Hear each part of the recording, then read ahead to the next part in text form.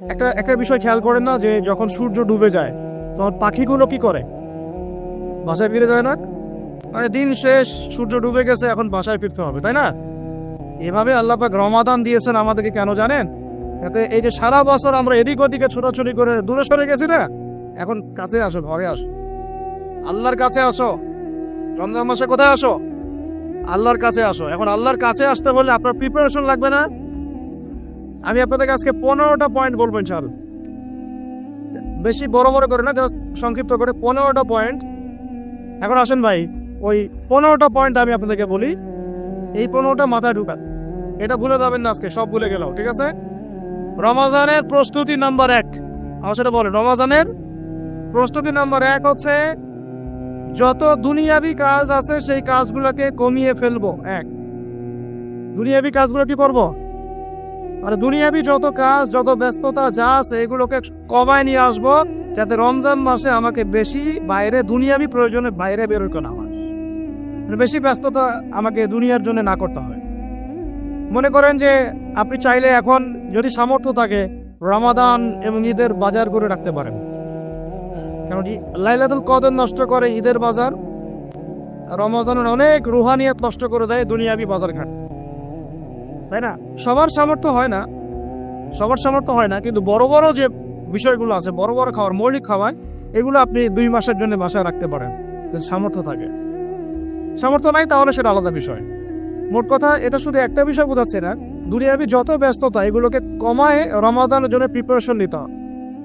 আল্লাহ পাক আমাদেরকে সবাইকে রমাদানের জন্য প্রিপারেশন নেওয়ার তৌফিক দান করেন। এটা হলো মনস্তাত্ত্বিক প্রিপারেশন, যে রমাদান আসতেছে, আমি শাবান মাসেই আমি আমার কাজগুলো গোছাই নেব, যাতে রমজানে আমি ফারেক থাকি ইবাদতের জন্য। বুদ্ধিমানের কাজ না এটা? আল্লাহ পাক তৌফিক দান করেন। আমি 2 নম্বর হচ্ছে ভাই, রমজানের আমরা সবাই 30টা সওম রাখবো বলে নিয়াত করি, আল্লাহ পাক তৌফিক দান করেন, আমিন। কিন্তু এখানে একটা কথা, 2 নম্বরটা হচ্ছে রোজা রাখার মতো রোজা রাখতে হবে। কি বললাম বলেন? রোজা রাখার মতো রাখতে হবে। এটা কেন বললেন ভাই? উত্তর দিচ্ছি।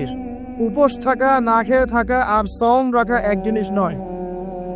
পানি ছেড়ে দেওয়া, খাবার ছেড়ে দেওয়া আর ইসলামী সওম এক জিনিস নয়। অনেক ধর্মের মানুষ খাবার পানি ছেড়ে দিয়ে থাকে, উপাস থাকে না? হাদিসের মধ্যে নবীজি বলেছেন যে ব্যক্তি রোজা রেখে অন্যায় কাজ ছাড়তে পারলো না, মানে আল্লাহর মাসিয়াত ছাড়তে পারলো না, এর কাবায়ের ফাওয়াহিশ এগুলো ছাড়তে পারলো না, অশ্লীলতা ছাড়তে পারলো না, মিথ্যা ছাড়তে পারলো না, বেহায়াপনা ছাড়তে পারলো না, তার না খেয়ে থাকায়, পানি না পান করায় আল্লাহর কিচ্ছু যায় আসে না। আর রোজার বিষয় বুঝলাম, রোজা কাকে বলে ভাই? মানে রোজা মানে হচ্ছে আমি আল্লাহ পাকের সমস্ত নিষেধ ছেড়ে দিব। কি করব? আল্লাহর সমস্ত নিষেধ, রোজা থেকেছি, পানি খাচ্ছি না, খাবার খাচ্ছি না, কার ভয়ে? গোসল করার সময় একটু পানি খাইলে কে দেখবে? এই চেতনা তখন কাজ করে না? চুপ করে 1 লোকমা ভাত খেলে কে দেখবে? কেউ দেখবে? আল্লাহ ছাড়া কেউ দেখবে? কেউ দেখবে না। তারপর আপনি খান না কেন? কারণ আপনি অনুভব করেন যে আল্লাহ পাক আমাকে দেখছেন। এটাই হলো ইহসান। এটার নাম কি? ইহসান। এটাই বলা হচ্ছে হাদিসে জিবরিলের মধ্যে, আনতা আবুদুল্লাহ কাআন্নাকা তারাহ, তুমি এমন ভাবে আল্লাহর ইবাদত করো যেন তুমি আল্লাহকে দেখতে পাচ্ছ। ওয়া ইল্লাম তাকুন তারাহু, তুমি যদি আল্লাহকে দেখতে না পারো, জেনে রাখো ফাইন্নাহু ইয়ারাক, আল্লাহ পাক তোমাকে দেখছেন। এটাকে বলে আল্লাহ কনসিয়াসনেস বা ইহসান বা তাকওয়া। আর তাকওয়া হাহুনা, তাকওয়া কোথায়? এখানে। আপনি সওমের আয়াতটা পড়েন, কুতিবা আলাইকুমুস সিয়াম কামা কুতিবা আলাল লাযিনা মিন ক্বাবলিকুম লাআল্লাকুম কি তাত্তাকুন, তোমাদের উপর সওমকে ফরজ করা হয়েছে ঠিক যেমন করে আগের উম্মতদের উপরেও করা হয়েছিল। উদ্দেশ্য হচ্ছে লাআল্লাকুম তাত্তাকুন, যাতে করে তোমরা তাকওয়া অবলম্বন করতে পারো। তারপর আমার আল্লাহ কনসিয়াসনেস, এই যে আমি খাচ্ছি না, পান করতেছি না, আমি বিশ্বাস করি আল্লাহ আমাকে দেখতেছেন, এই তো সেই বান্দা কেমন করে রমজান চলে গেলে বেনামাজি থাকতে পারে? রমাদান চলে গেলে কি আল্লাহ তাকে আর দেখে না? সেই বান্দা কিভাবে সুখ খায়, তখন কি আল্লাহ তাকে দেখে না? সেই বান্দা, একই বান্দা কিভাবে জেনা করতে পারে? মেয়েকে নিয়ে কেমন করে বাইকে ঘুরতে পারে? কেমন করে গায়রে মাহরমের সাথে আমরা করতে পারি? ফ্রি মিক্সিং করতে পারি, কেমন করে সে সমকামিতার দিকে ধাবিত হতে পারে, কেমন করে সে জুয়া খেলতে পারে, কেমন করে সে মাদক খাইতে পারে, কেমন করে সে আল্লাহ দ্রোহী আইন বাস্তবায়ন করতে পারে। যদি সে এই চেতনা থাকে যে আল্লাহ আমাকে দেখছেন, এই চেতনাটাকে বদ্ধমূল করার জন্যই রমজান আসে। বলেন সুবহানাল্লাহ। আমি বুঝাতে পারলাম রোজা রাখার উদ্দেশ্যটা কি? ওই জিনিসটাকেই আমাদের ভিতরে ইনস্টল করাই হলো উদ্দেশ্য। লাআল্লাকুম, অংশটা বলেন লাআল্লাকুম তাত্তাকুন। তাকওয়া কি কিনতে পাওয়া যায় বাজারে? এই যে আল্লাহ পাক আমাকে দেখছেন, আমি খাবো না, আল্লাহ আমাকে দেখছেন, আমি পান করতে পারবো না, আমার রেস্ট্রিকশন আছে, পিপাসায় গলা ফেটে যাচ্ছে একেবারে রোদের মধ্যে, তাও খাচ্ছি না কেন? কার ভয়ে? ওইটাই জীবনের সব ক্ষেত্রে বাস্তবায়ন করার জন্যই রমজান আসে। বুঝতে পারি না এবার। ওই চেতনাটাই, একই চেতনাটাই জীবনের সবগুলো কাজে বাস্তবায়ন করার জন্য কি আসে? রমাদানের 6 মাস। আমরা শুধু রোজার ফজিলত নিয়ে বয়ান করি, রোজা রাখলে 70 গুণ নাকি হবে না, 70 গুণ হবে, 700 গুণ বাড়াই দিবে। মূল কথা ফজিলত পাবোই, মূল কথা এইটা, তাকেও অবলম্বন করতে হবে। আল্লাহ পাক আমাদেরকে তৌফিক দান করেন। কয়টা বলছি বলেন ভাই? 2টা মনে থাকবে। 1, দুনিয়াবি কাজ কমায় ফেলা। 2, কি রোজা রাখার মতো রাখা। 3 নাম্বার হচ্ছে, এটা আমার নিজস্ব একটা পরামর্শ কি, 3 নাম্বার হচ্ছে রোজা রাখার জন্য আমাদের সাহারি করতে হয়, ইফতার করতে হয়। এই তো আল্লাহর ওয়াস্তে সাহারি এবং ইফতারে মুসলমানের মতো খাবার খাবে, জানোয়ারের মতো খাবার খাবে। সাহারি এবং ইফতার এই দুটোতে কি খাবে?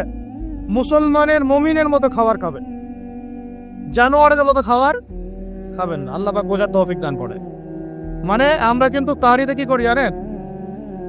হাফ পেট খাই। কয় পেট? নবীজি বলেছেন খাবে পেটের 1 ভাগ খাবার, 1 ভাগ পানি, 1 ভাগ, আবার বলি 1 ভাগ খাবার, 1 ভাগ পানি, 1 ভাগ। কার পেট খালি আছে এখন খাওয়ার সময় খাবার টেবিলে? আমাদের ওস্তাদরা বলেন যে মুসলিম উম্মাহ, আমাদের ওস্তাদরা বলেন যে মুসলিম উম্মাহ খাবার টেবিলে হেরে গেছে, সে কখনো জিহাদের মাঠে জিততে পারবে না। বুঝতে পারেন নাই? বুঝতে পারলাম না মনে হয়। যারা খাবারের টেবিলেই হেরে গেছে, এখানেই তো আপনি সুন্নতভাবে খাইতে পারতেছেন না, প্রবৃত্তির কাছে হেরে গেলেন, গগ করে খাচ্ছি 7 পেট ভর্তি করে। এখানে তো খাবারের সামনে হেরে গেলাম, প্রবৃত্তির সামনে। সে আবার কাফেরদের সাথে জিতবে কেমনে? জিতবে আগে নিজের প্রবৃত্তির উপর জিহাদে তো জিততে হবে। আমার মন চাচ্ছে যে না করি, করবো না, এটার নাম জিহাদ, এটাও জিহাদ। মন চাচ্ছে সুদ খাই, একটু খাবো না, এটার নাম কি? মন চাচ্ছে নামাজ না পড়ি, ঘুমাই থাকি, মন চাচ্ছে না, মন বলতেছে ঘুমাই ঘুমাই ঘুমাই, কিন্তু নামাজ পড়তে হবে। এই উঠলাম, ওযু করলাম, গেলাম, এর নাম কি? এটাও এক প্রকার কি, বরং নফসের সাথে জিহাদটা অনেক বড় জিহাদ বলা হয় না? এটা মানুষকে শক্ত করবে। একটা মেয়ে সেটা প্রেম করতে মন চায়, করবো না, ওকে দেখবো না, যাবো না কাছে, এটা শক্ত থাকার নাম কি? এটা মনের নফসের সাথে কি বুঝেন? আল্লাহ পাক আমাদেরকে নফপ্রাপ্ত করার তৌফিক দান করেন। তো ভাই, খাবার ইফতারেও এভাবে ছাপ্পেট খাবেন না, সারিতেও খাবো না, কথা করি তো ইনশাল্লাহ।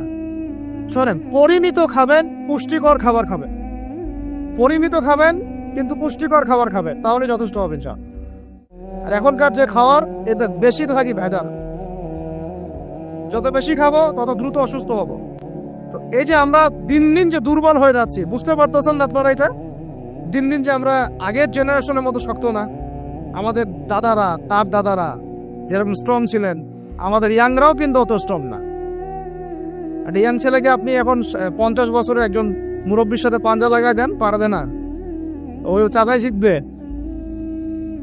এটার কারণ হচ্ছে ভেজাল খাওয়ার, ভেজাল পরিবেশ, ভেজাল সবকিছু। আমরা যা খাচ্ছি বেশিরভাগই বিষ। আর আল্লাহর কসম, এগুলো মনিটর করার দায়িত্ব সরকারের, এগুলো মনিটর করার দায়িত্ব প্রশাসনের। এদেরকে মোবাইল কোর্টের আওতায় নিয়ে এসে একদম 1 বছরের জন্য ঢুকাইতে ভিতরে। আইনের সঠিক প্রয়োগ হলে এমনি সিধা হয়ে যাবে। বাঙালিদেরকে শুধু মিষ্টি মিষ্টি কথা বলে কাজ হবে না, মাঝে মাঝে কঠিন শাসন লাগে। বড় বড় কান্ট্রিগুলো আপনারা দেখে আসেন, মনে করেন রাস্তায় ড্রাইভিং এর সীমা দেওয়া আছে 100 কিলো, ওরা যদি 110, 120 চালায়, কেউ কিচ্ছু বলবে না, কোনো ট্রাফিক পুলিশও নাই। মোবাইলে একটা মেসেজ চলে আসবে যে তোমার এই 1500 রিয়াল 2000 রিয়াল জরিমানা করা হয়েছে। দিবা না ড্রাইভিং লাইসেন্স বাতিল, ওটা বাতিল তো হবেই, 6 মাসের জন্য জেল খাটতে হবে। বাপ করে টাকা দিয়েছো, টাকা না দিলেও আর ভয়ে চালাবে না, বাবারে বাবা একবার 1500 রিয়াল খাইছি আবার খাওয়া দাও। আইন শুধু থাকতে হয় না, আইনের একদম কঠোর বাস্তবায়ন থাকতে হবে। এই জিনিসটা যদি থাকে দেখবেন সমাজ ঠিক হয়ে গেছে ইনশাআল্লাহ। আল্লাহ পাক আমাদের সবাইকে কথাটা মন থেকে বোঝার তৌফিক দান করুন। আমরা কি কারো শত্রু? আমরা সবার শুভাকাঙ্ক্ষী। যদি এই জিনিসটা শক্তভাবে বাস্তবায়ন করা যায় দেখবেন খাবারের ভেজাল এমনি বন্ধ হয়ে গেছে। মানুষকে মেরে ফেলতেছে খাবার দিয়ে, আর 3 দিনের বাসি তেল দিয়ে রান্না করছে, বললো এরকম টাটকা রান্না খেয়ে ফেলে। এই যে কোলেস্ট্রল বেড়ে গেল, ক্যান্সার হচ্ছে। গরু ইঞ্জেকশন দিয়ে ফুলায় হাবায় মোড়া করে ফেলা যায়, করে নাই? কি অবস্থা মানুষের বুদ্ধি! চালের মধ্যে এটা মিশাচ্ছে, ডালের মধ্যে ওইটা মিশাচ্ছে, পানির মধ্যে কি মিশাই দিচ্ছে, ড্রেনের পানি বলতেছে মিনারেল ওয়াটার। হ্যাঁ, ডাব খাবেন, ডাবের পানি আগে ইঞ্জেকশন দিয়ে বের করে ফেলাইছে, ও আগে খাই ফেলছে, অল্প একটু বাকি আছে, ওটার দাম ঢাকা 150 টাকা। নিচ থেকে উপর পর্যন্ত আমাদের সমাজে খালি প্রতারণা চলতেছে। এই কারণে আমাদের উপর থেকে আল্লাহর রহমত দিন দিন উঠে যাচ্ছে। আমাদেরকে সতর্ক হওয়া উচিত, আমাদেরকে সৎ হওয়া উচিত।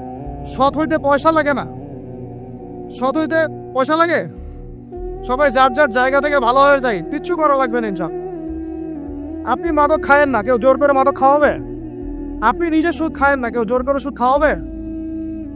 এখানে কেউ মাদকের দোকান দিল, আমরা খাই না, ও দোকান নিয়ে চলতে পারবে না, টামটপলা বাঁধে চলে যাবে, কি করবে? চাইতে বাধ্য সে, আমরা খাইলে সে ব্যবসা করবে। আল্লাহর ওয়াস্তে আমরা কোনো রকম প্রতারণার কাছেও যাব না, হারামের কাছেও যাব না, এবং অন্যকে আমরা প্রতারিত করবো না। এটা বাজার মার্কেটে এটা অনেক জটিল বিষয়। রমজান মাস আসলেই দেখবে দাম বাড়া শুরু হয়েছে। এখনই অসাধু ব্যবসায়ী যারা, ওরা রিস্টোর করে ফেলাইছে, ওরা আবার সিন্ডিকেট করে ফেলবে যে এই দামের বাইরে যাবে না। তখন আবার দেখবেন যে সরকার বিপাকে পড়ে গেছে, দাম কন্ট্রোল করতে পারতেছে না, তখন ভর্তুকি দেওয়া লাগতেছে, আবার ওদেরকে আইনে আনা লাগতেছে। মানে আমরা নিজেরাই ঠিক নাই। কারা ঠিক নাই? আমরা নিজেরাই ঠিক নাই। এই কারণেই তো আমরা আমাদের সমাজের উপর থেকে আল্লাহ পাকের রহমত বরকতটা উঠে যাচ্ছে দিন দিন। আপনি দেখে নিন, যে পণ্যের দাম এখন 200 টাকা, রমজান মাস আসলে দেখবেন 250 টাকা 300 টাকা বাড়ায় দিই। এটা ব্যবসায়ীরা করবে, অনেক অসাধু ব্যবসায়ী করবে, এটা অনেকেই করবে, এখনো চলতেছে। আমাদের বাংলাদেশে এমন কিছু নাই যেটা উৎপন্ন হয় না। আমরা যদি আমাদের এখানে সঠিক জাকাত ভিত্তিক অর্থনীতি থাকতো, সততা থাকতো, ইনসাফ থাকতো, আমারও থাকতো, আমাদের জিনিস আমরা খেয়ে শেষ করতে পারতাম না, এরপর বাকিটা রপ্তানি করতে পারতাম। অনেক কথা ভাই, এগুলো অর্থনীতির বিষয়, আরেকদিন কথা হবে ইনশাআল্লাহ। রমজানে আসছি যেহেতু এতটুকু নসিহত করি। 3 নম্বর, যে ভাই আমরা এমন ভাবে খাবো না যে খাওয়ার মনে হয় জানোয়ারের খাওয়ার।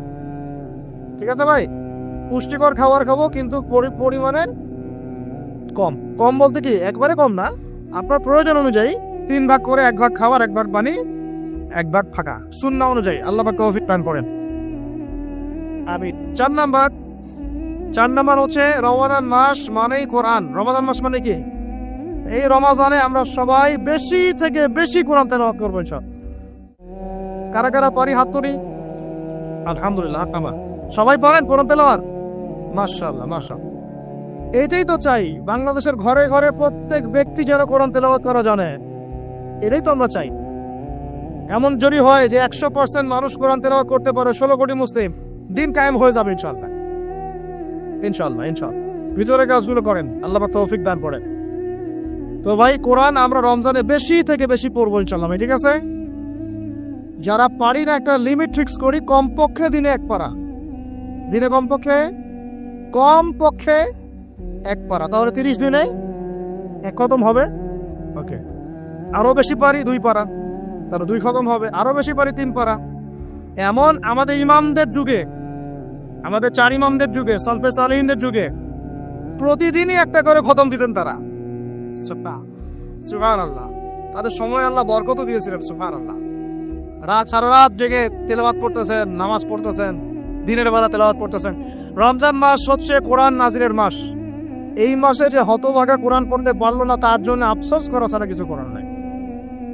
রমজান মাসে কোরআন আগে পড়বো, কোরআন শিখবো, না পারলে কি করবো? না পারলে 1 মাসে শিখবো, অন্যকে শেখাবো, কোরআনের দার্স দিব, কোরআনের মাহফিল হবে, কোরআনের তাবলীগ হবে, কোরআন নিয়ে আলোচনা হবে ইনশাআল্লাহ। আমরা জানবো কোরআনের মধ্যে কি আছে। এটা জানার সবচেয়ে উত্তম মাস হচ্ছে কি? রমাদান। আল্লাহ পাক তৌফিক দান করেন, আমিন। যারা আমরা আরবি জানি টুকটাক ভাঙাচোরা, তারা আমরা এটার অর্থ পড়বো ইনশাআল্লাহ। যারা আমরা আলেম ওলামা আছে অনেকেই, যারা ইফতা দিয়েছি, দাওরা দিয়েছি, বা আমরা তালেব ইলম ওলামা একরম যারা আছে, আমরা এই কোরআনের তাফসীরগুলো পড়বো ইনশাআল্লাহ। মানে কোরআনময় রমাদান, কোরআনময় কি?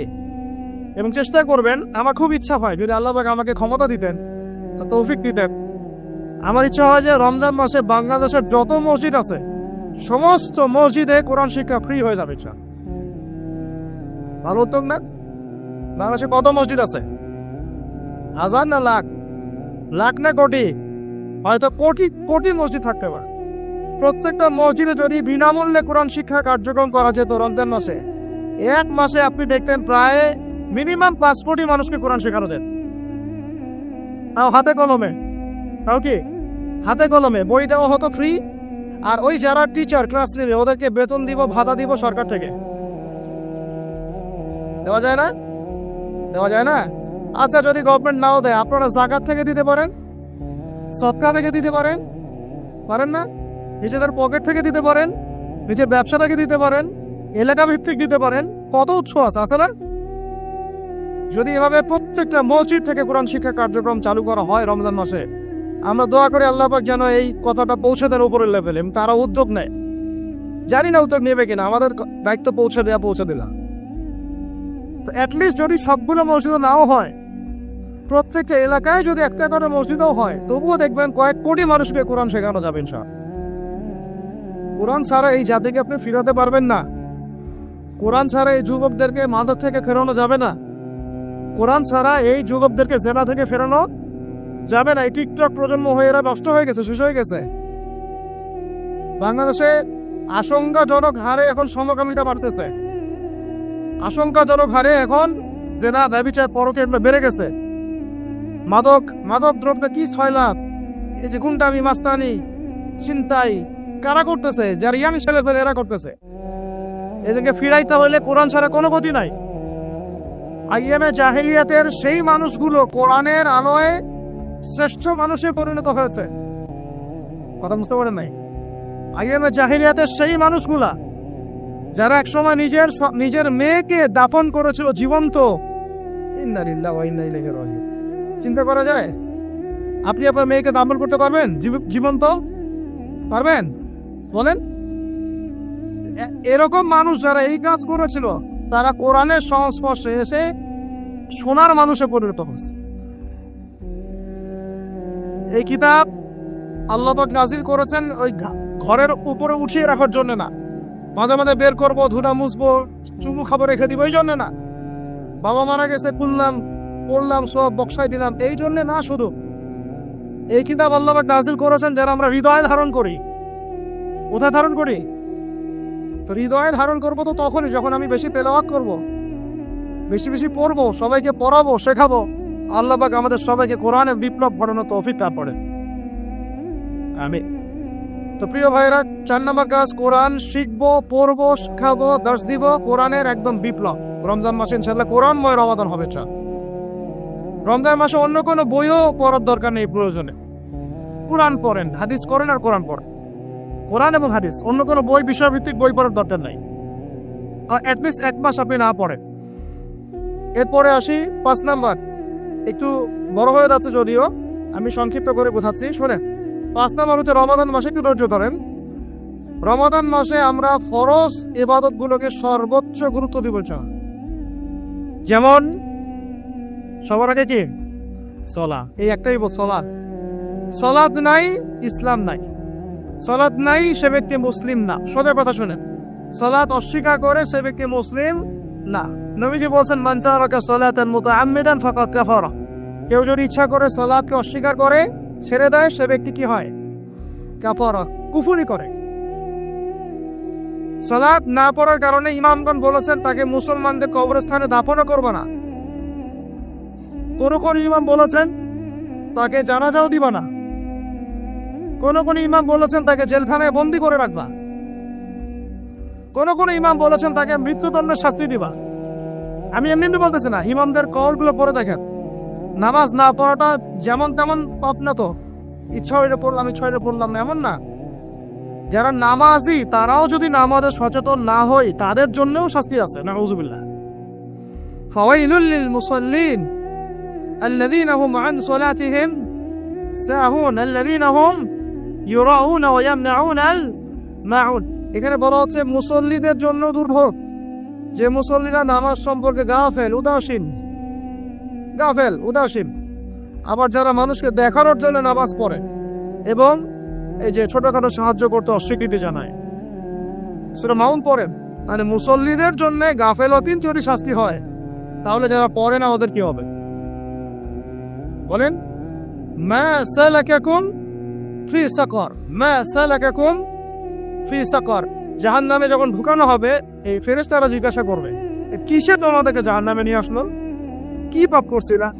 তারা বলবে, তখন তারা বলবে ক্বালু, তারা বলবে, জাহান্নামীরা বলবে, লাম নাকু মিনাল মুসাল্লিন। কি বলবে তারা? লাম নাকু মিনাল মুসাল্লিন, আমরা মুসল্লি ছিলাম না, আমরা নামাজ পড়তাম না। তাহলে বেনামাজির পরিণতি কি? জাহান্নাম। ওয়ালাম নাকু নুতঈমুল মিসকিন, আর আমরা মিসকিনদেরকে খাবার দিতাম না। সুবহানাল্লাহ। আল্লাহ পাক আমাদেরকে সালাত আদায় করার তৌফিক দান করেন। রমাদান মাসে শক্ত করে নামাজ পড়বেন ইনশাআল্লাহ, আল্লাহ পাক তৌফিক দান করেন। 5 ওয়াক্ত নামাজ চেষ্টা করবো জামাতে পড়ার জন্য। যদি জামাত ছুটেও যায় তাও পরে জামাত করে নেবেন, সেটাও না পড়েন অ্যাটলিস্ট বাসায় পড়বেন। রাজি আছেন? এখন কথা হচ্ছে যে নামাজের সাথে আরো অনেক ফরজ আছে না? এবার পর্দা কি ফরজ না ফরজ না? যাকাত ফরজ না ফরজ না? তারপরে আল্লাহ পাকের আনুগত্য করা, এটা ফরজ না ফরজ না? আর রাসূলের আনুগত্য, তাওহীদ ফরজ না সুন্নাত? এই জিনিসগুলো ফরজগুলোকে শক্ত করে ধরবো ইনশাআল্লাহ। রাজি আছেন? তাহলে 4 নম্বর হচ্ছে রমজান, এটা কি 5 নম্বর না? 5 নম্বর রমজান মাসে ফরজ ইবাদত গুলোতে সর্বোচ্চ গুরুত্ব দিব ইনশাআল্লাহ। রাজি? 6 নম্বর হচ্ছে ফরজের পাশাপাশি সুন্নত এবং নফলের পাবন্দি। ফরজের পাশাপাশি সুন্নত এবং নফলের পাবন্দি, মানে দেখেন ফরজ নামাজের আগে পিছে অনেক নামাজ আছে না সুন্নত? দৈনিক 12 রাকাত সুন্নত যে ব্যক্তি পড়বে তার জন্য জান্নাতে ঘর নির্মাণ করা হবে।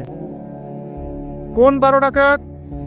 ফজরের আগে 2, ফজরের আগে, জোহরের আগে 4, তারপরে 2, তারপরে মাগরিবের পরে, এশার পরে, মোট কত হইল? 12। এই 12 রাকাত নামাজ যে ব্যক্তি দৈনিক পড়বে তার জন্য জান্নাতে ঘর নির্মাণ করা হবে। তো রমজান ছাড়া এগুলো ধরার উত্তম বড় সময় আছে? অনেক সময় মিস হয়ে যায়, রমজানে যেন ধরি আমরা, আল্লাহ পাক তৌফিক দান করেন। এর পাশাপাশি দেখেন দৈনন্দিন অনেক সুন্নতের আমল আছে না? বিভিন্ন কাজের দোয়া, মাসনুন দোয়া, জিকির আজকার, এগুলো আছে না? এই প্রত্যেকটা কাজকে শক্ত করে আঁকড়ে ধরবেন ইনশাআল্লাহ, আল্লাহ পাক তৌফিক দান করেন। আমিন। যে কাজটা করবেন তার আগে জেনে নেবেন ওই কাজটা কিভাবে করলে সুন্নত হবে। সকালে উঠে এক দৌড় দিয়ে বাথরুমে যাবেন না, উঠে আগে বসবেন, চোখ ঘষবেন, মুখ থেকে ঘুমের ভাব দূর করবেন, তারপরে বলবেন আলহামদুলিল্লাহ আল্লাযী আহইয়ানা বা'দা মা আমাতানা ওয়া ইলাইহিন নুশুর। তারপরে আপনি যাবেন আস্তে আস্তে বাথরুমে, বাম পা দিয়ে ঢুকলেন, ইস্তেঞ্জা করলেন, ডান পা দিয়ে বের হবেন। ঢোকার সময় দোয়া আছে, আল্লাহুম্মা ইন্নী আউযু বিকা মিনাল খুবসি ওয়াল খাবাইথ। বের হওয়ার সময় আলহামদুলিল্লাহ আল্লাযী আযহাবা আন্নী আযান ওয়া আফানি গুফরানাকা, দোয়া আছে। এগুলো সুন্নাহ মোতাবেক কাজ করবেন। বুঝাতে পারতেছি? কাপড় পরবেন, যে কোনো কাপড় পরবেন না। যে কাপড় যে সুন্নত নবী পরতেন সেই সুন্নত পরবেন। চেহারা নবীর মতো হতে হবে, ক্লিন শেপ চেহারা চলবে না, ক্লিন শেপ চেহারা চলবে না। অনেকে মনে করেন যে এটা তো ফরজ কিছু না, এত তাচ্ছিল্য করেন কেন? এটাকে শেভ করা মানে হলো নবীর সুন্নতকে জবাই করা। বুঝাতে পারি নাই? এক পোস্টি রেখে কাটেন, সেটা আলাদা ইস্যু, আলাদা মাসালা। পুরুষের চেহারায় দাঁড়িয়ে থাকতেই হবে, মাস্ট বি। পোশাক আশাক থাকতেই হবে নবীর মতো। আমরা আমাদের সংস্কৃতি নিয়ে গর্বিত না? ইসলামিক সংস্কৃতি কোনো দেশ, জাতি, বর্ণ নির্দিষ্ট করে আছে না? সবার জন্যে। আমাদের নবী কি আরবদের নবী? না পুরো বিশ্বের নবী? তাহলে আমাদের নবীর সুন্নত কি শুধু আরবরা পালন করবেন, আমরা সবাই করব? এখন আমাদের সবার চেহারা নবীর সুন্নত অনুযায়ী হতে হবে। গোফ ছোট করতে হবে, দাড়ি লম্বা করতে হবে, পোশাক ঠিক করতে হবে, টাকনুর উপরে কাপড় পরতে হবে। এখন ছেলেরা পরে টাকনুর উপর কি, হ্যাঁ ছেলেরা পরে টাকনুর নিচে, আর মেয়েরা পরে কি উপরে। এরপরে বসে ছেলের সাথে বাইকে, দেখবেন হাঁটুম পর্যন্ত দেখা যায়। সেটা বললে এখন হুজুর আপনারাও দেখেন না, বা দেখি না, আপনারা দেখান। আমরা কি করি না? আমরা দেখি না, বরং আপনারা দেখান। দেখালে আমরা চোখটা সরাই বলি আউযু বিল্লাহি মিনাশ শাইতানির রাজিম। চোখে বললে আমরা কি বলি? আউযু বিল্লাহি মিনাশ শাইতানির রাজিম। এখন আসেন, আমাদের পোশাক আশাক, কথাবার্তা, চলাফেরা, আমল, খাওয়া, ঘুম, ব্যবসা বাণিজ্য যা আছে, রাজনীতি, অর্থনীতি, সমাজনীতি, সবকিছু নবীর সুন্নাহ মাফিক ঢেলে সারাইতে হবে। রাজি কিনা? রমজান মাসে না বিয়াত করা যাবে ইনশাআল্লাহ? ইনশাআল্লাহ, আল্লাহ পাক তৌফিক দান করেন, আমিন। 7 নম্বর আসেন ভাই, 7 নম্বর হচ্ছে আমরা কোনো অবস্থায় হারাম কোনো রিজিকে যাব না। রাজি? রোজা রাখতেছেন, ইবাদত করতেছেন, নামাজ পড়তেছেন, তারাবি পড়বেন, অনেক কিছু করবেন। এবার এদিকে রিজিকে সুদ, এদিকে রিজিকে ঘুষ, রিজিকে এখানে দুর্নীতি, এখানে করাপশন, এখানে বাপে কম দেওয়া, একটা ইবাদত কবুল হবে না। হারাম রিজিক থাকলে বিশ্বাস করেন, আমি এমনি কথা বলতেছি না, নবী সাল্লাল্লাহু আলাইহি ওয়াসাল্লাম বলেন ইন্নাল্লাহা তাইয়্যিব লা ইউকবালু ইল্লা তাইয়্যিব। আল্লাহ পবিত্র, আল্লাহ পবিত্র ছাড়া গ্রহণ করেন না, কবুল করেন না। মুসাফিরের দোয়া আল্লাহ ফিরায় দেন না। সেই মুসাফির যদি হারাম খায়, সেই দোয়াও কবুল হচ্ছে না। একজন মুসাফির হাত তুলে দোয়া করছিলেন, নবীজি বলছেন মাথায় ধুলা, গায়ের কাপড় ঠিক নাই, মুসাফির সেজদায় আল্লাহর কাছে দোয়া করছে, হাত তুলে দোয়া করছে, আল্লাহ আমাকে এটা দাও, ওইটা দাও, ওইটা দাও, ইয়া রব্বি ইয়া রব্বি ইয়া রব্বি। নবীজি বলছেন এই ব্যক্তি যদিও মুসাফির, কিন্তু কিভাবে তার দোয়া কবুল হতে পারে? তার পানীয়টা হারাম, তার খাবারটা হারাম, তার পোশাকটা হারাম। যেতে পারছে ভাই? এমনিতে মুসাফিরের দোয়া কবুল হয়। 3 ব্যক্তির দোয়া আল্লাহ ফিরাই দেন না। কয় ব্যক্তি? এক নম্বর হচ্ছে মুসাফির, 2 নম্বর হচ্ছে কি সন্তানের জন্য পিতামাতার দোয়া, আর 3 নম্বর কি মাজলুমের দোয়া। মাশাআল্লাহ, আপনারা জানেন ভালোই। মাজলুম মানে কি? যার উপর জুলুম করা হয়, যার উপর জুলুম করা হয়েছে। আমরা এখন তুমি সবাই মাজলুম, তাই না ভাই? পুরো মুসলিম উম্মাহ এখন মাজলুম। ইনশাআল্লাহ এই অবস্থা থাকবে না। ইনশাআল্লাহ জালেম যেখানে জুলুম করবে পতন হবে, সমস্ত জালেমদের পতন বিশ্ব থেকে হবে ইনশাআল্লাহ। এটা সময়ের ব্যাপার, কিসের ব্যাপার? আল্লাহ পাক পরীক্ষা করছেন আমাদের।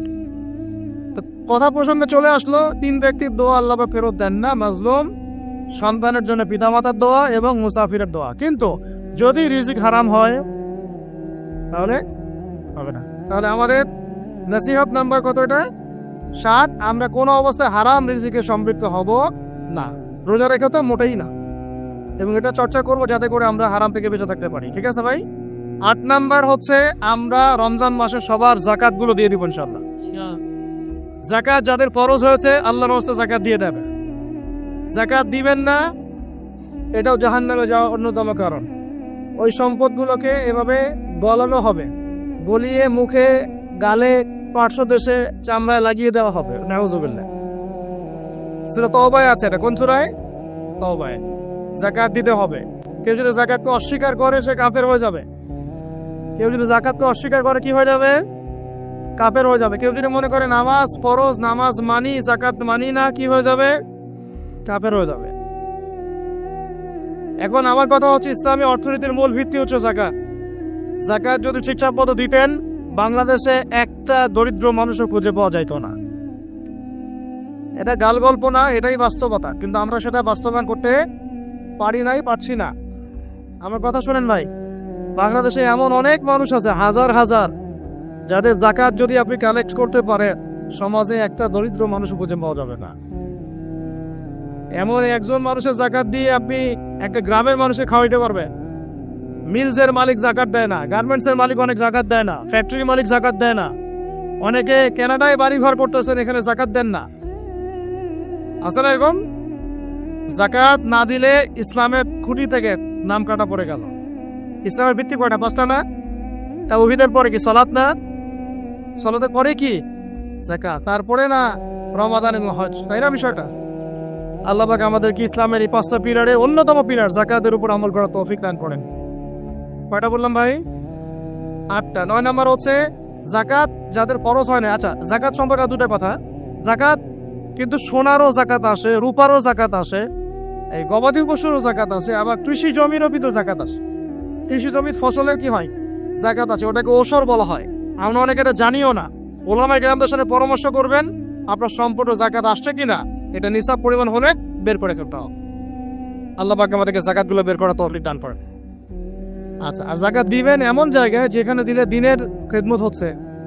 ইন্নামা সাদাকাতু লিল ফুকারা ওয়াল মাসাকিন ওয়াল আমিলিনা আলাইহা ওয়াল মুআল্লাফাতি কুলুবুহুম, আয়াত আছে না?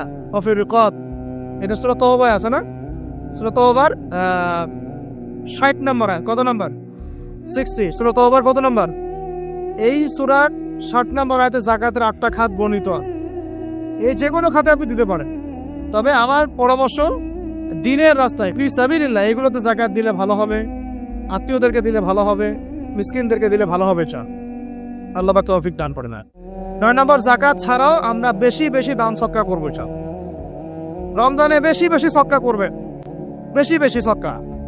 মানে সদাকার এমন ক্ষমতা আছে যে আপনার তাকদিরে মনে করেন একটা বিপদ লেখা আছে, মনে করেন তাকদিরে একটা বিপদ আছে, আপনি এখানে সদকা করছেন, সদকা করছেন, এই সদাকার ওসিলাতে আল্লাহ পাক আপনার এই বিপদটা দূর করে দিতে পারে। একটা রোগ হয়েছে, বিপদে পড়ে গেছেন, এখন যদি গোপনে গোপনে সদকা করতে থাকেন এবং ওই ওসিলায় আল্লাহর কাছে দোয়া করেন যে আল্লাহ এই সদকার ওসিলায় আমার এই বিপদটা তুমি কাটায় দাও, আল্লাহ কাটাই দিবেন। সদকার এমন ক্ষমতা, তবে এটা ঢাকঢোল পিটায় না, যত করেন গোপনে গোপন। হ্যাঁ, প্রকাশ্যেও দেওয়া যায়, গোপনে দেওয়া উত্তম। গোপনে দেওয়া কি উত্তম, প্রকাশ্যেও দেওয়া যাবে, কোনো সমস্যা নেই। আমরা সদকা দিব, বেশি বেশি চেষ্টা করবো আত্মীয়র হক দেওয়ার, আত্মীয়দেরকে দেওয়ার জন্য। প্রতিবেশী, আমাদের সমাজের ইয়েতিম, আমাদের সমাজের বিধবা, আমাদের সমাজের মিসকিন, ভালো ভালো জায়গায় সদকা করবেন। ঢাকা শহরে দেখা যায় অনেক সময় আমরা গাড়ি নিয়ে যাই, গাড়ির সামনে গ্লাসে নক করে টাকা যাচ্ছে, আল্লাহর ওয়াস্তে কিছু দেন। কে জানি হাদিসটা ভিক্ষুকদেরকে শিখাইছে। কোন হাদিস জানেন? যে আল্লাহর ওয়াস্তে কারোর কাছে কিছু চাইলে ফিরাইতে হয় না। আল্লাহর ওয়াস্তে যদি কেউ আপনার কাছে কিছু চাই, আল্লাহর ওয়াস্তে ভাই আপনার কাছে আমি 10টা টাকা যাচ্ছি, থাকলে দেন, তাহলে এটা ফিরাইতে হয় না। বেচারা আল্লাহর ওয়াস্তে চাইছে, আমি ফিরাবো কেন? আল্লাহর দোহাই দিছে, তো প্রত্যেকটা ভিক্ষুক দেখবেন চায় আল্লাহর ওয়াস্তে দেন।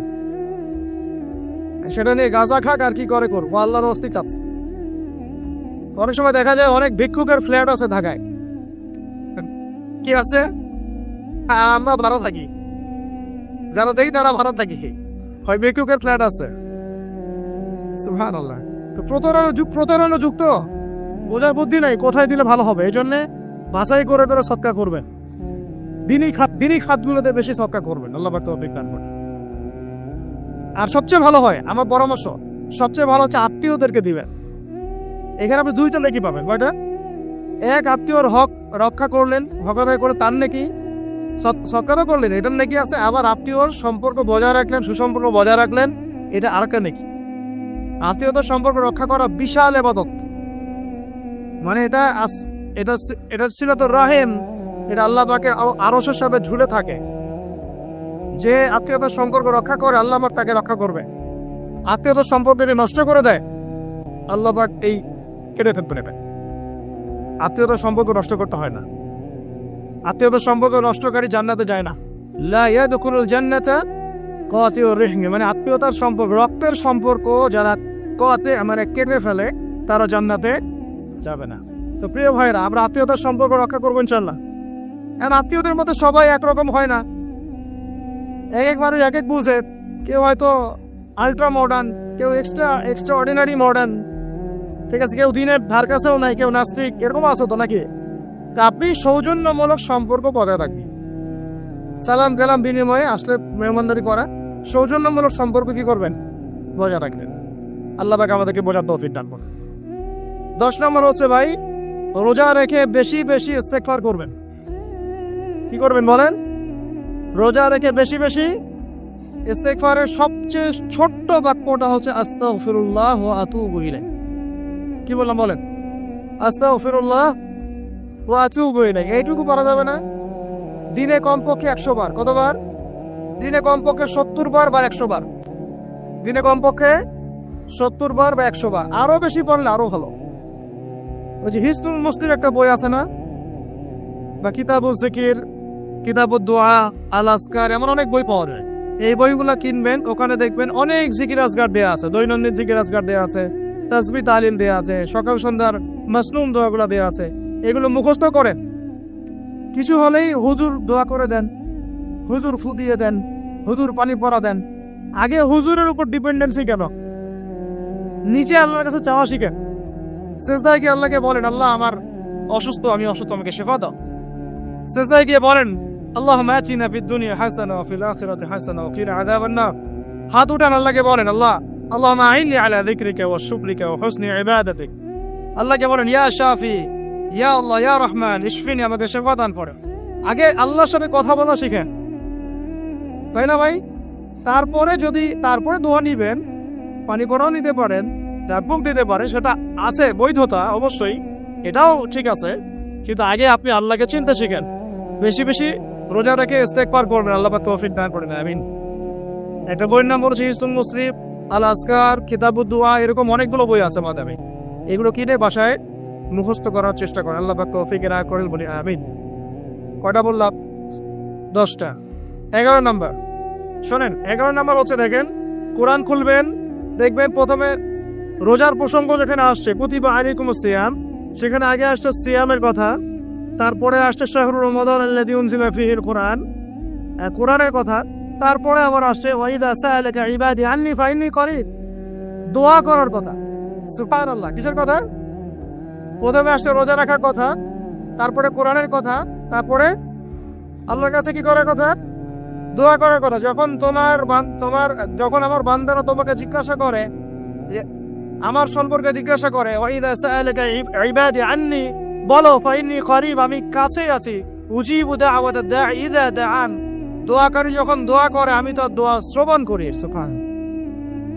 ফালইস্তাজিবু লি ওয়াল ইউমিনু বি, আমি তার দোয়া শুনি, অতএব সেও যেন আমার কথা শুনে। সুবহানাল্লাহ।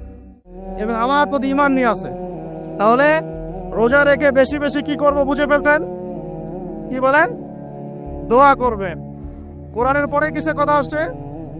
রোজাদারের দোয়া ফেরত দেওয়া হয় না। দোয়া কবুল হওয়ার অন্যতম একটা অস্ত্র হচ্ছে রোজা রেখে দোয়া করা। কেমন করে ফেরত দিবে? আল্লাহর জন্য আমরা না খেয়ে আসি, তাই না? আল্লাহ পাকের মায়া হবে না, দয়া হবে না? আমার বান্দা না খেয়ে আছে, আমার বান্দা পানি ত্যাগ করছে, আমার বান্দা স্ত্রী সহবাস ত্যাগ করছে, হালালগুলো ছেড়ে দিয়েছে আমার জন্য, তা আমি কেন তার দোয়া? অবশ্যই আল্লাহ তাকে উপযুক্ত মনে করলে দোয়া করবেনই করবে ইনশাআল্লাহ। দোয়া করার পদ্ধতি জানতে হবে। হারাম খাওয়া যাবে না, শিরক করা যাবে না, বেদাত করব না, ইনশাআল্লাহ। দোয়া করার আগে আল্লাহর প্রশংসা করব, নবী সাল্লাল্লাহু আলাইহি ওয়াসাল্লামের প্রতি দরুদ পড়ব, ঠিক আছে? দোয়া কবুলের সময়গুলো বেছে বেছে দোয়া করব, ইনশাআল্লাহ দোয়া কবুল হবে। আল্লাহ পাক আমাদেরকে রোজা রাখা অবস্থায় বেশি বেশি দোয়া করার তৌফিক দান করেন। 11 12 নাম্বার হচ্ছে, রমজান মাসে তারাবির নামাজ জামাতে পড়ব। কি বললাম বলেন? রমজান মাসে সালাতুত তারাবি জামাতে পড়বো। এখন আমি আরো 3টা কথা বাড়াই দিচ্ছি। কেউ হজম করতে বললে করেন, যদি না করতে বলেন বদহজম হয়ে যায়, কিছু করেন নাই। বদহজম যদি হয়ে যায়, পরে আমাদের সাথে মাদ্রাসায় এসে বসেন, কিতাবপত্র খুলে দেখাবো, কথা হবে ইনশাআল্লাহ, ঠিক আছে? অনলাইন গরম করার দরকার নাই। রমজান মাসে আমরা তারাবির নামাজ পড়বো ইনশাআল্লাহ জামাতে। কোথায়? জামাতে ইনশাআল্লাহ। 1 2 নাম্বার, তারাবির নামাজ পড়বো 20 রাকাত। কত রাকাত? 20 রাকাত। আর যদি বলেন যে আমি ভাই কম পড়ি, পড়েন আপনি বাসায়, কোনো সমস্যা নাই। আপনি আপনার মতো করে বাসায় পড়েন, কোনো সমস্যা নাই। যদি ওমর রাদিয়াল্লাহু আনহু এর উপর আমল করে থাকেন, আমার আমল করতে কোনো সমস্যা নাই। যদি উসমান রাদিয়াল্লাহু আনহু 2 আযান চালু করে থাকে, তাহলে আমার আমল করতে কোনো সমস্যা নাই। ওই যে হাদিসটা বলেছিলাম প্রথমে, কে নাজাত প্রাপ্ত ফেরকা? মা আনা আলাইহি ওয়া আসহাবি, আমি আর আমার সাহাবীরা যার উপরে আছি। আর কারিস কি? আলাইকুম বিসুন্নতি ওয়া সুন্নতি খুলাফায়ে রাশিদিন মাহদিয়িন মিন বাদি, তোমাদের উপর অবধারিত হচ্ছে, ওয়াজিব হচ্ছে আমার সুন্নতকে আঁকড়ে ধরা এবং আমার সাহাবীদের সুন্নতকে কি আঁকড়ে ধরা। কার কার সুন্নত? আমার সুন্নতকে আঁকড়ে ধরো এবং আমার সাহাবীদের সুন্নতকে আঁকড়ে ধরো, খোলাফায়ে রাশিদার সুন্নতকে আঁকড়ে ধরো, যারা মাহদিয়িন হেদায়েত প্রাপ্ত মিন বাদি আমার পরে। সাহাবায়ে কেরাম যদি কিছু চালু করেন আমল করতে কোনো দোষ নাই, বরং এটাই হচ্ছে সুন্নতের আরো শ্রেষ্ঠ অনুসরণ। কারণ আমি তো ওমরের চেয়ে বড় পরহেজগার হইতে পারবো না, পারবে? তাহলে আমি তো উসমানের চেয়ে দিন বেশি বুঝি না। তিনি যদি 2 আযান চালু করতে পারেন তাহলে আমি তাকে বেদাতি বলতে পারি না, নাউযুবিল্লাহ। যদি আমি তাকে এভাবে শব্দ প্রয়োগ করা হয়েছে বাংলাদেশে, উসমান রাদিয়াল্লাহু আনহু যদি 2 আযান চালু করে থাকে ওটা বেদাত হয়ে গেছে, নাউযুবিল্লাহ। বলে নাউযুবিল্লাহ। সাহাবীরা কিছু চালু করলে যদি বেদাত হয় তাহলে সুন্নত হবে কি?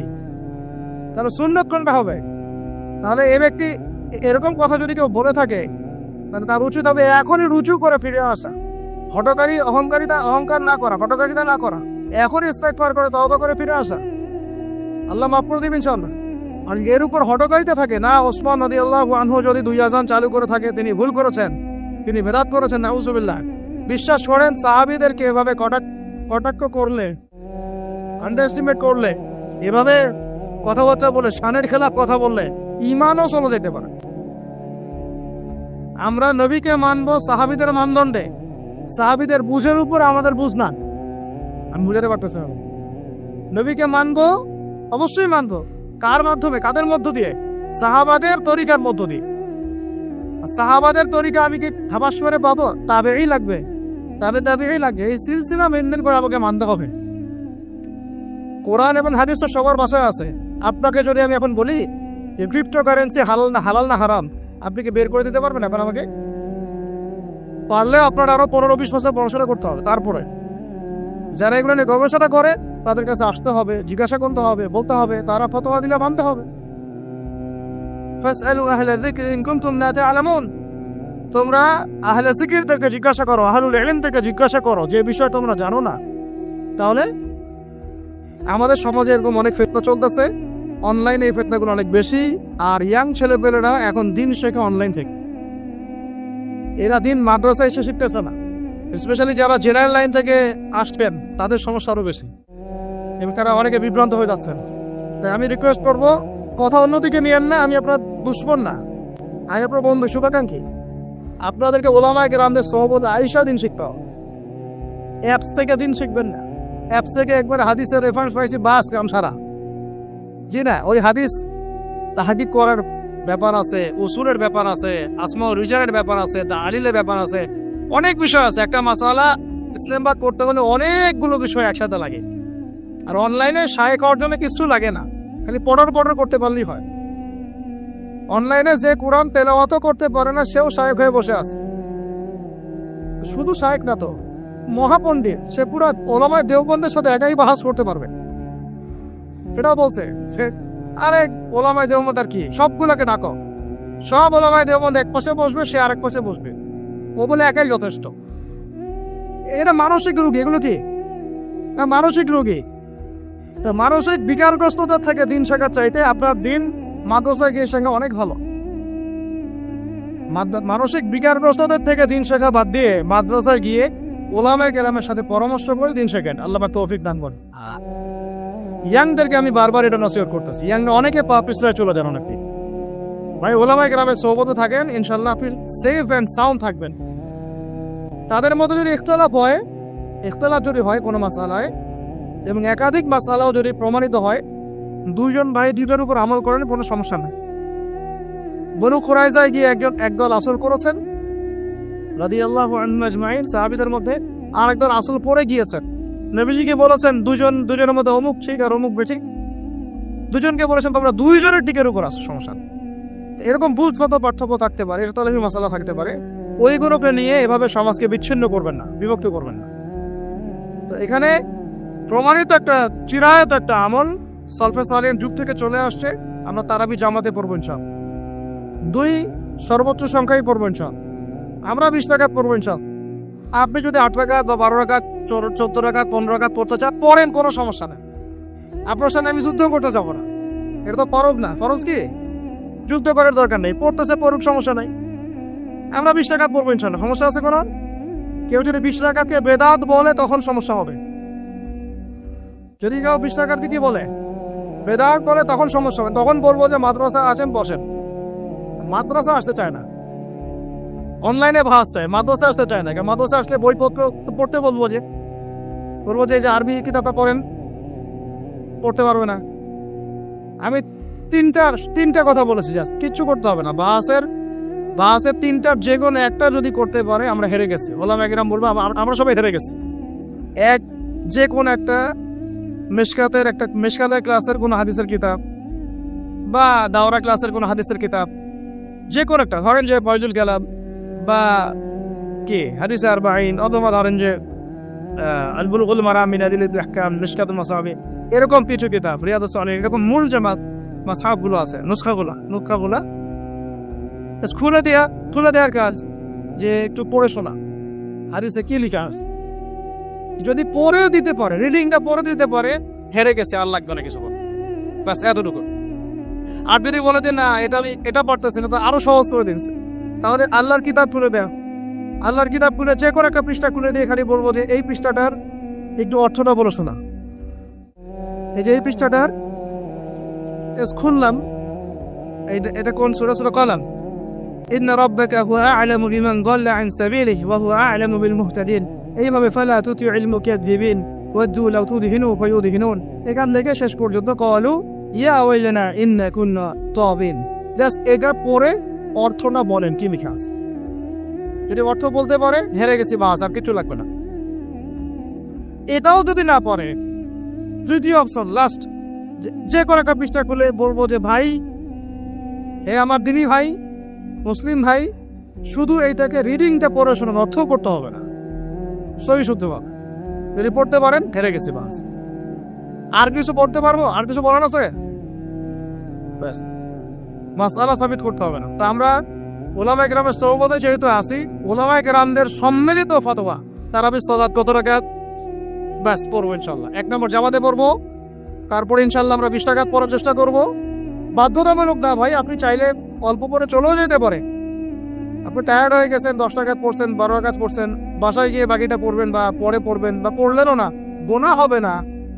কিন্তু একটা চিরায়ত, আপনি চিরায়ত একটা সুন্নাতকে বেরাত বলতে পারেন না। বেরাত বলে তখন আপনার সাথে ভাস হবে, কি হবে? ভাস হবে। আর 3 নম্বর কথা হচ্ছে, তারাবির সালাত আমরা খতমে তারাবি পড়বেন সব, একদম খতমে তারাবি। এটা নিয়েও কিন্তু কথা উঠছে, খতমে তারাবি বেদাত। আরে ভাই, রমজান মাসে যদি কোরআন খতম না দেয়, কোন মাসে খতম দিবে? এখনো তো মক্কা মদিনায় আপনি দেখবেন কি হচ্ছে, খতমে তারাবি এখনো ওখানে হচ্ছে। তো ওখান থেকে জোরে আমি নিয়ে আসতে পারেন, 20 টাকা তারা জানতে পারেন না। ওখান থেকে আপনি রফুল ইয়াদাই নিয়ে আসতেছেন, ঠিক আছে, ওকে ফাইন, আমরা কোনো ঝগড়া করতেছি না, এটা আছে, দলিল আছে, আমল করুক, সমস্যা নাই। কিন্তু আপনি সেখান থেকে খতমে কুরআন নিয়ে আসতে পারতেছেন না। আমরা কিছু নিব না, এমন কেন হচ্ছে? কে বলছে যে তারা কোনো মাযহাব ফলো করে না? তারা হাম্বলি ফিক ফলো করে, চলে। তারা নির্দিষ্ট এবং 4 মাযহাবের 4টা ফিকহের ব্যাপারে তারা উদার। বড় বড় বিশ্ববিদ্যালয়গুলোতে 4টা মাযহাবের গভীর পড়াশোনা করানো হয়। এরপরে যদি কেউ মুস্তাহিদ হয়ে যায়, সে তখন ইজতিহাদ করে চলবে ইনশাআল্লাহ। কিন্তু ওই রকম দাবি কয়জন করতে পারে যে আমি মুস্তাহিদ হয়েছি? তো আল্লাহ পাক আমাদেরকে তৌফিক দান করে, এগুলো কথা বোঝা তৌফিক দান করে। এগুলো বলতে চাইনি, প্রসঙ্গ এসে গেল, বলে ফেললাম। এখন ভাই বলেছি, তারাবির নামাজ জামাতে খতমে তারাবি চেষ্টা করবো ইনশাআল্লাহ 20 রাকাত পড়া। আল্লাহ পাক তৌফিক দান করে। কত বললাম ভাই? 12টা। 13 হচ্ছে, শেষ রাত্রেও কিছুটা সময় হলেও আল্লাহকে ডাকার চেষ্টা করেন, সুন্নত নফল কিছু পড়ার চেষ্টা করেন, দোয়া করেন, কিছু কোরআন তেলাওয়াত করেন। ওই সময় আল্লাহ পাকের রহমত নেমে আসে। আল্লাহ পাক আহ্বান করতে থাকেন, কে আছো আমার কাছে চাইবা, কে আছো আমাকে ডাকবা, কে আছো আমাকে আমার কাছে কিছু চাইবা, ডাকবা, ক্ষমা প্রার্থনা করবা, আমি তোমাকে ক্ষমা করে দিব, আমি তোমাকে যা চাও তাই দিব, আমি তোমার ডাকে সাড়া দিব। এইভাবে আল্লাহ পাক ফজর পর্যন্ত বলতে থাকে। এটাকে কিয়ামুল লাইল করবেন, তাহাজ্জুদ পড়বেন। এটা তাহাজ্জুদ আপনি এমন না যে আপনি তারাবি পড়েছেন বলে পরে নামাজ পড়তে পারবেন না, এমন না কিছু বিষয়। আপনি পরেও শেষ রাত্রেও নামাজ পড়তে পারবেন ইনশাল্লাহ। আল্লাহ পাক তৌফিক দান করেন, আমিন। 13 হচ্ছে, 13 শেষ। 14 হচ্ছে ভাই, যদি সামর্থ্য থাকে রমজান মাসে একটা ওমরা করে আসা।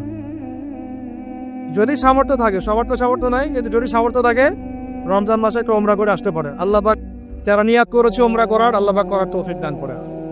আর যারা আল্লাহর ঘর দেখে নাই, আল্লাহ পাক সবাইকে দেখার তৌফিক দান করে। যারা হজ ফরজ হয়েছে অবিলম্বে হজ করার তৌফিক দান করে। আল্লাহ পাক আমাদের সবাইকে ফরজ হজ আদায় করার তৌফিক দান করে। এবং যাদের সামর্থ্য আছে আল্লাহর মাকবুল বান্দা, তাদেরকে আল্লাহ পাক বেশি বেশি আল্লাহর ঘর জিয়ারত করার তৌফিক দান করে, আমিন। তো ওইখানে না গেলে ভাই ইসলামের অনেক কিছু বোঝা যায় না, মন থেকে উপলব্ধি করা যায় না। এই যে রাসূলের জীবনে আপনি পড়তেছেন, সুন্নতগুলো আমল করতেছেন, যখন তার রওজার সামনে দাঁড়াবেন, সালাম দিবেন, আসসালামু আলাইকা আইয়ুহান নবী ওয়া রাহমাতুল্লাহি ওয়া বারাকাতুহু, আপনার কলিজাটা একদম কেঁদে উঠবে। তো মনে হবে এখানে নবী সাল্লাল্লাহু আলাইহি ওয়াসাল্লাম এখানেই আছে। তো তার যুদ্ধ করা সেই বদরের মাঠ, সেই উহুদের প্রান্তর, সেই বনু কুরাইজা, সেই আপনার মসজিদে কুবা, এই মক্কা, এই বাইতুল্লাহ, এই হারাম, এগুলো না দেখলে, চোখে না দেখলে আপনি উপলব্ধি করতে পারবেন, ফিলটা আসতো। কথা বুঝতে পারছেন? আল্লাহ পাক আমাদেরকে সামর্থ্যবানদেরকে ওমরা করার তৌফিক দান করে নেন। এরপরে হচ্ছে যে কটা শেষ হয়েছে? 14টা, 13টা, 14টা হয়ে গেছে।